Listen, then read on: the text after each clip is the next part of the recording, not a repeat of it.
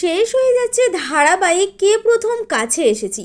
গত 10ই সেপ্টেম্বর ছিল ধারাবাহিকের শেষ শুটিং।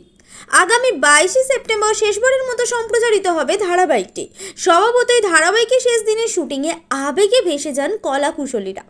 সমাজ মাধ্যমে শেষ দিনের শুটিংয়ের কিছু অংশ পোস্ট করেছেন মোহনা মাইতি।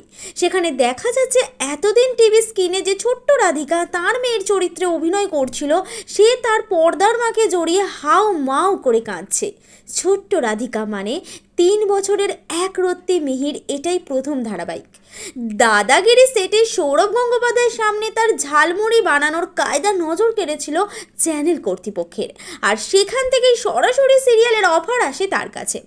ছোট্ট মিহির কাছে এটাই ছিল জার্নির সূচনা।